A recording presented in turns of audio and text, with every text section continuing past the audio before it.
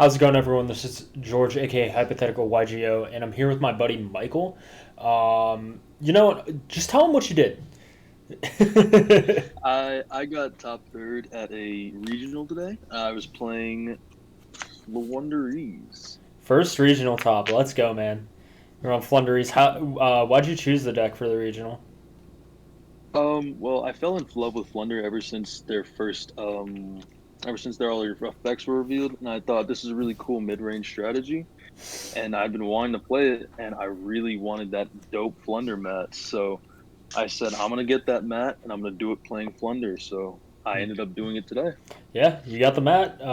So you get to upgrade the one that you ended up using today. Nah, just kidding. That's the only one you Yes, had. sir. Um, any shout outs before we begin?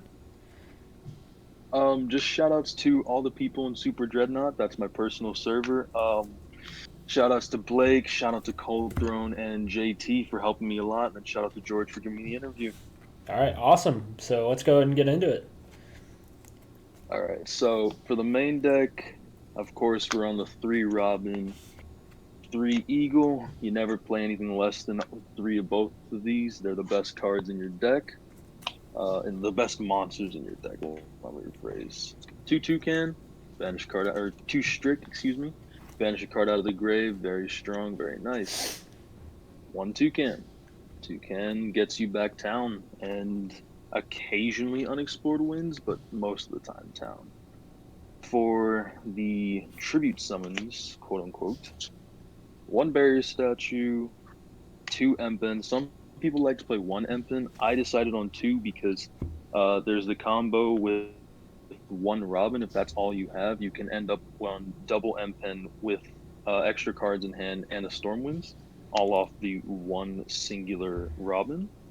One Apex Avian. Some people started cutting this card. I haven't. It comes up quite a bit. I like how you can bounce it back to your hand, then re-normal summon it with winds on the field, negate something, get it back, and then continue. One Ryza. Some people play two. If Ryza's on the end of on your field on the end of the turn, you're probably doing something wrong. Ryza should always be recurring itself using its last effect. Just don't try and win summon it; it won't bounce itself. How are you liking those like last set of ratios, the two M10, the one Ryza, and everything? Because I know you said people Um, were starting to like cut and whatnot. I'm on 41 cards. Let me get that out Okay. of the way. So the thing about these two is since all of these monsters can be recurred, you can grab these two back off of Ryza. So all of these are basically dependent on Ryza bouncing itself, but the Empins can be recycled through your engine. I simply play two because I want to have just enough tribute summons to keep my Eaglin always live. And the second Empin comes up when you get things like evenly matched. If you get even lead, you keep the trap and you can go for the second Empin out of your deck in that Okay. matchup. So there's that. And then for the last three monsters in the deck, triple shifter.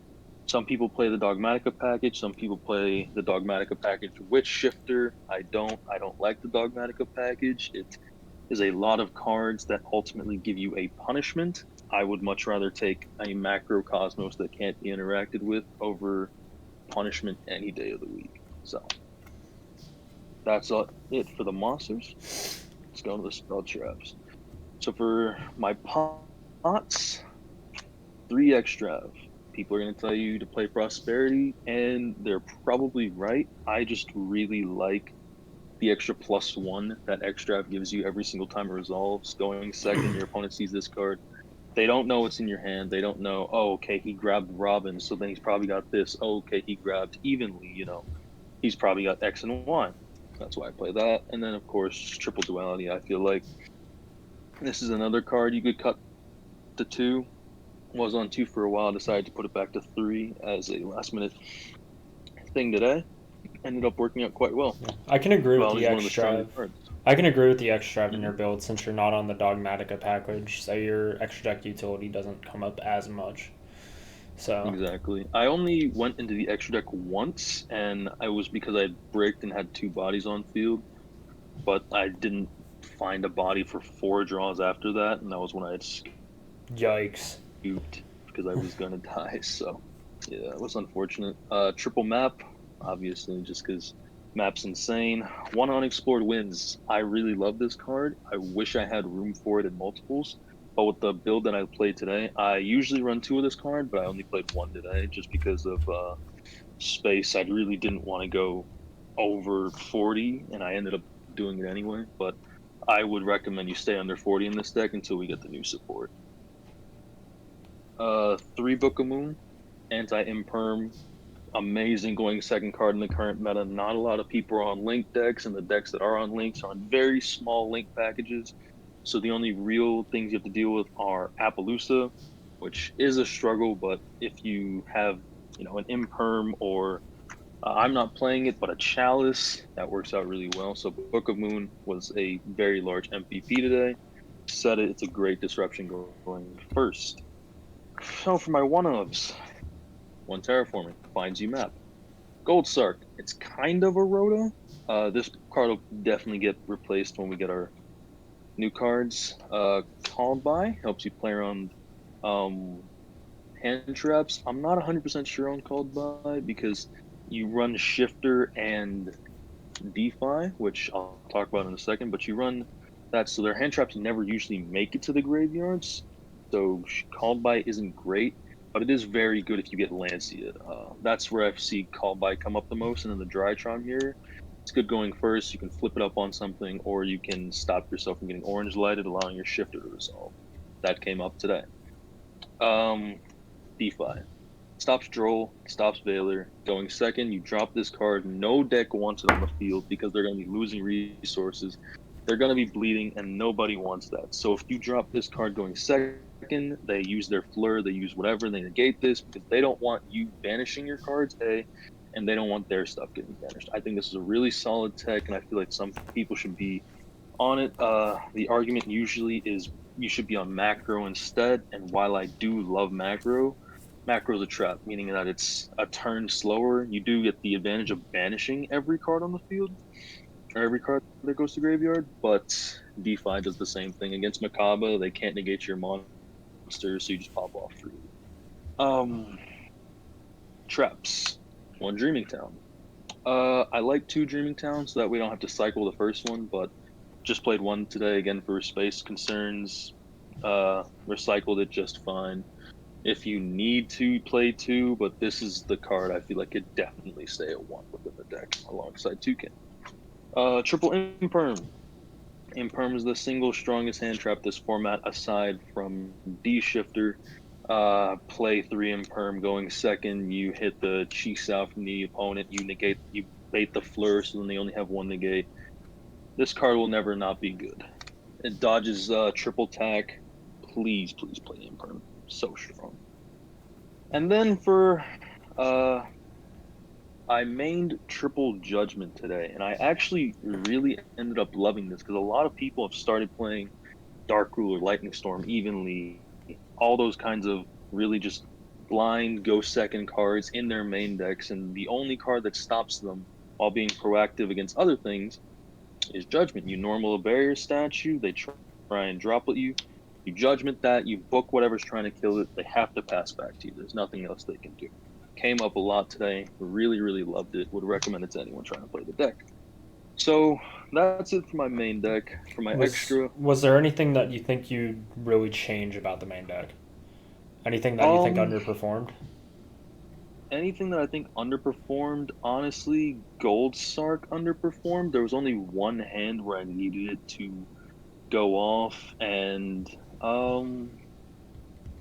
as far as anything else, I don't think I'd change anything else about the main deck. I wish I could find a way to get it down to 40, but the only card I really didn't like today was exactly Gold Sark, but I can't take it out because of consistency concerns, unfortunately. So, not really sure what else I'd change in the main. For the extra deck, it's just we're on 2 Linkaribo. This came up once in the 1 game that I won in my extra deck. You link off your baby, pray you draw another one, normal it. If they negate that one, you pass and, try and make another link 2. I'm on so 2 the Linkaribo, 2 Farragut for the same reason you get 2 dead babies, 2 Shurig, gets you a search if you run the Dogmatica package if your opponent's playing Maximus, you dump this. It's very nice. 2 Promenade Thrush, just in case it's a back row matchup. I didn't have any of those today, so I never went in the Exceeds. 2 Assembled Nightingale, 1 Zeus. Punch Punch makes Zeus. That's what that's there for. It's not pretty self-explanatory. Triple Entis, again, just more Maximus targets. I'm not playing Punishment, and then the last card is Omega. So I'll just anti-Maximus cards. If you were to run Punishment, you could run your extra deck like that. I'm gonna be testing Cherries coming soon with extra because you can just Cherries your opponent on their turn So we're gonna be working with that, and we're gonna see how that goes. So for the side deck, this is definitely where I'd make the most amount of changes. So I played 1 Dark Simorgh. This card's crazy into back row deck matchups. You search this card, you slap it on the field. Your opponent can't set cards in combination with the 3 anti-spell that I played. It's effectively a spell lock because your opponent can only set spells when anti-spell is on the field, and when Dark Smorg's on the field, they can't set cards. So your opponent has no access to spell or traps if both of these cards are in the field. It's a gimmick, but it's completely searchable and very easy to get out on the field, so it's worth the thought at the very least. Again, I didn't come up in any back row matchups today, so Dark Smorgh didn't end up coming up. Triple Lancia. Lancia is very, very, very strong this format. Against Flunder, against PK, against Sword Soul, against VW. Didn't play any VW today. I played 1 Dogmatic Invoke Shaddoll, 3 Sword Souls, 1 Drytron, and I played one other matchup. I'm not sure what it was. But the Sword Soul player was my only loss. I bricked twice, couldn't find any babies, and that was just very unfortunate. But the Triple Lancia definitely came up today. I would recommend it. You shotgun it against PK, you shotgun it against Sword Soul. They don't get pots. They can go into their graveyard to banish things. Against Tenyi, it's very devastating. So definitely play 3 Lancia. It does hurt us, but you can always just recur those resources out of the graveyard regardless. I already talked about the triple anti-spell. It's against blowout cards, Lightning Storm not evenly. Lightning Storm, Dark Ruler, very Feather strong Duster. card. Forces the Cosmic. Feather Duster, exactly. It forces Cosmic if they're playing Twin in the Heavenly format, and the Heavenly Prison format. That's kind of on them, but if they play it and they hit it, well, at least that's not them hitting my map or my town. So that's why we play anti-spell. 2 Triple Tack. I did not put this card in at all today. I only ever put it in once. It did not come up, and honestly, I think this was the card that I would change out the most in this side.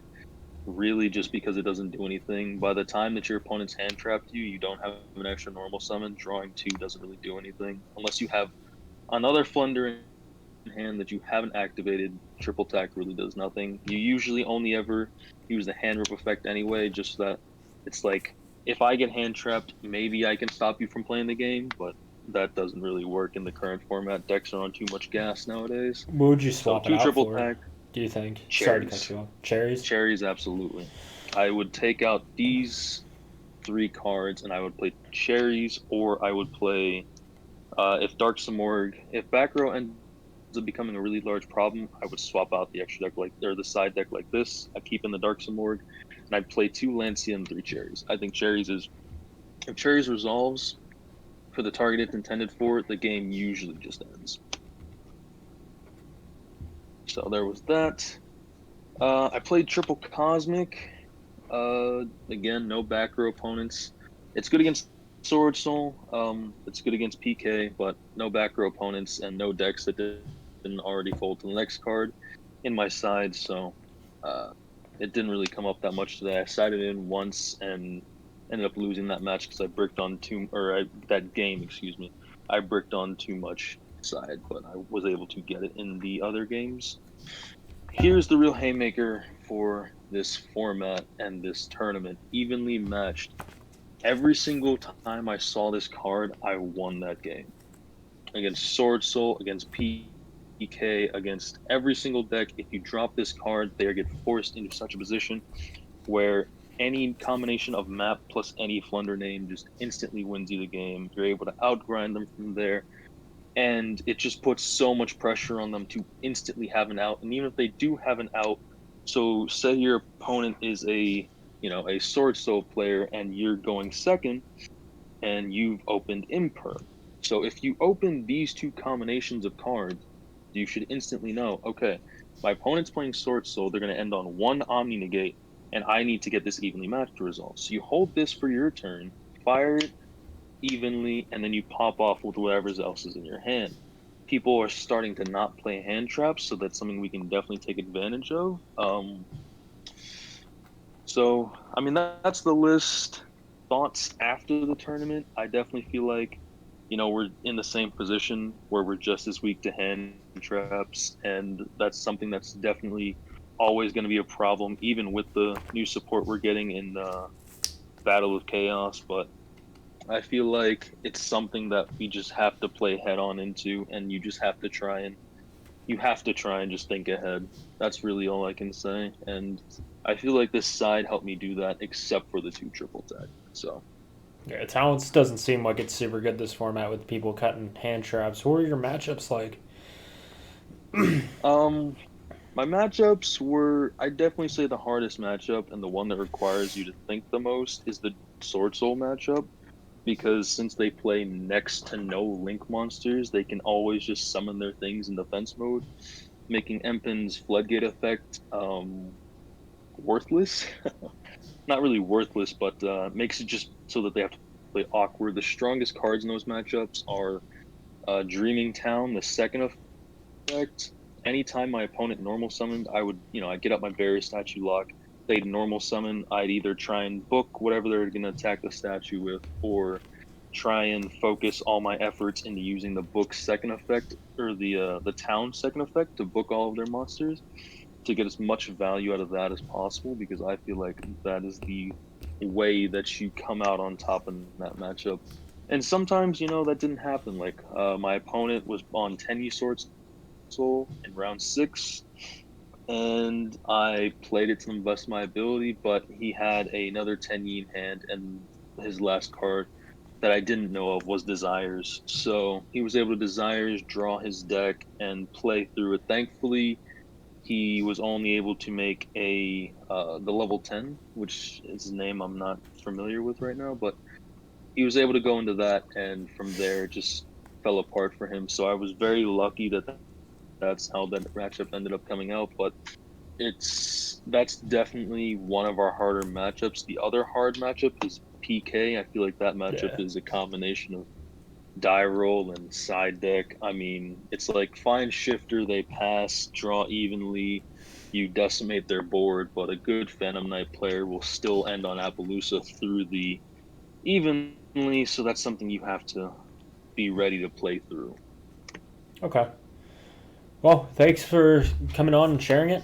Everyone, if you Absolutely. would like to join Super Dreadnought, learn more about this deck, learn more about PK, Bird Up, any deck, find some great people to playtest, the link will be down in the description for the Discord. PBS is the owner of that service or server, aka Mike, and he's super chill. Everyone in there is super chill. You will find such a great group of people to just play with. I'm looking at hosting tournaments again on there now that I'm back into the game and everything.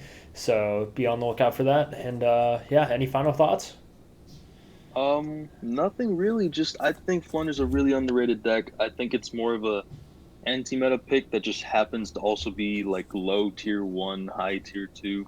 I definitely think that it's going to catch a lot of people off guard and definitely sneak some wins on Top Gun. So I'm looking forward to that. Yeah. All right. Well, thanks for coming on, everyone. If you enjoyed the video, feel free to leave a like down below and hit the subscribe button. Check out all the links down below in the description. And have a great day, everyone. Have a good one, guys.